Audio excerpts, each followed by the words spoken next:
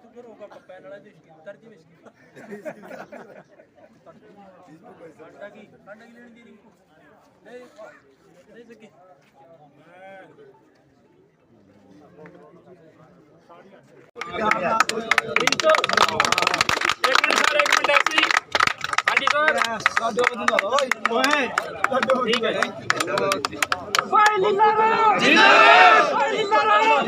मुंह इधर कर लो पूरा ही बराबर गाड़ी मार दो भाई लीलारा जिंदाबाद जिंदाबाद जिंदाबाद जिंदाबाद अब एक फोटो करा लो सबके साथ लीलाराम जीतेगा लीलाराम जीतेगा लीलाराम जीतेगा आज में हो जा लड्डू दिख रहे हैं पीछे हम इस टाइम खड़े हैं गांव दीवाल में, जहां की कैथल सीट से भाई लीलाराम जी जो चुनाव में पहले भी विधायक रह चुके हैं, अभी भी इस बार खड़े हुए हैं।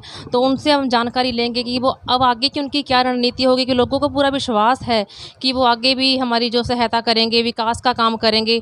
तो सर, आप इस चुनाव में भी पहले भी आप विधायक रह चुके हैं, तो इस बार भी आप चुनावी सीट जो लड़ रहे हैं, तो आपकी आगे की क्या रणनीति होगी, आप विकास क्या लेके आएंगे? नमस्कार जी, मैं लीलाराम गुज्जर भारतीय जनता पार्टी की टिकट पर हल्का कैथल से चुनाव लड़ रहा हूं। और मैं आपके मीडिया के माध्यम से माननीय भारतीय जनता पार्टी के शीर्ष नेतृत्व का धन्यवाद करना चाहूँगा कि उन्होंने दूसरी बार भी मेरे जैसे पार्टी के छोटे से कार्यकर्ता पर विश्वास किया। और जहाँ तक आप विकास कार्यों की बात करते हैं, 10 साल पहले यहाँ कांग्रेस राज था, कैथल के लोगों को बरगलाया गया, बकाया गया कि हम पीजीआई बनाएंगे। तो 10 साल में पीजीआई के नाम पर 100 रुपये भी खर्च नहीं हुए।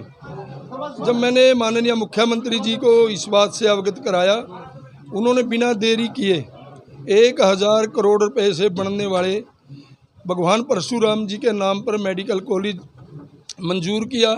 और आज वो भव्य मेडिकल कॉलेज की 9, 10, 11 मंजिल तक लेंटर डल चुके हैं। बिल्डिंग, भव्य बिल्डिंग बनने जा रही है और जो लगभग 25 एकड़ के लगभग ज़मीन पर बनेगा।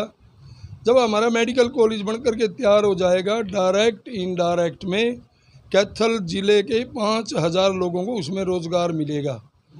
उससे आगे मैंने मुख्यमंत्री जी से कहा कि हमारा पुराना हॉस्पिटल है, वो हमारी पुरानी शहर की लोकेशन, प्राइम लोकेशन है, और वो पुराना हॉस्पिटल कंडम हो चुका है। अब वहाँ पर जब मैंने मुख्यमंत्री जी को बताया, उन्होंने 100 करोड़ की लागत से MCCH mother child care hospital मंजूर किया है। और 100 करोड़ की लागत से 100 बेड का हॉस्पिटल बनेगा, जिसे कैथल पूरे ज़िले के माँ और बच्चे को की देखभाल के लिए बहुत बड़ा और बहुत अच्छा हॉस्पिटल बनने जा रहा है। क्योंकि हमारे अगर छोटी सी भी कोई बात हो जाती थी, पटियाला जाना पड़ता है या चंडीगढ़ जाना पड़ता है या रोहतक, ये सभी लोगों की भाग दौड़ खत्म हो जाएगी और उस पूरा इलाज कैथल में ही शुरू हो जाएगा।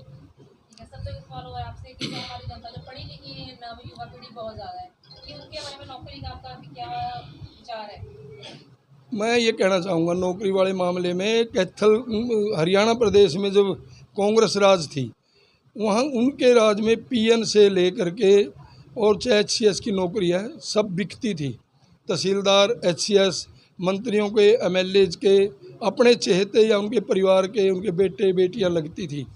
ये रिकॉर्ड की बात है, पिछले 10 साल में हरियाणा प्रदेश में किसी भी MLA, मंत्री का बेटा बेटी, रिश्तेदार, HCS, तहसीलदार नहीं लगा है। इससे पता लगता है कि कांग्रेस में कितना भ्रष्टाचार था। हरियाणा में सरकार ने एक विज़न लिया कि हम योग्यता के आधार पर नौकरी देंगे, और सरकार ने वो साबित भी किया। 1,45,000 के लगभग युवाओं को रोज़गार दिया, बिना पर्ची के, बिना खर्ची के। उसके नतीजे आज हमारे सामने आ रहे हैं। आज बच्चों ने पढ़ना शुरू किया है। 10 साल पहले कैथल हमारे ज़िले का एक भी बच्चा IAS HCS में नहीं आता था, और अब पिछले 6-7 साल से हर साल कैथल ज़िले के 9 से 10 बच्चे IAS में आते हैं। 18 से 20, 22, 24 के लगभग बच्चे HCS कर चुके हैं। Tehsildar, sub inspector, income tax inspector, excise and taxation inspector, इनकी तो कमी ही नहीं। और 1,40,000 बच्चे, जो 45,000 बच्चे लगे हैं, किसी का 100 रुपये भी खर्चा नहीं हुआ। कल भी माननीय मुख्यमंत्री जी ने कहा कि हम भर्तियों को जारी रखेंगे। एक CET की परीक्षा पास की है, सरकार ने ये नॉर्म बनाए थे CET। कल कुछ बच्चे जो रह गए थे वो 24,000 के लगभग हैं।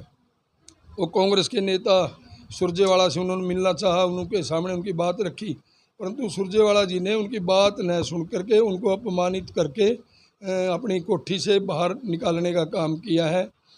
और हमारा लक्ष्य ये है कि मुख्यमंत्री जी ने जब इस बात को पता लगा, माननीय नायब सैनी जी ने घोषणा की, अपना बयान दिया कि जिस दिन हमारी शपथ होगी, जिस दिन गिनती होगी, शपथ लेने से पहले इन 24,000 बच्चों को अपॉइंटमेंट लेटर दिए जाएंगे। सरकार उनका पूरा ध्यान रखेगी।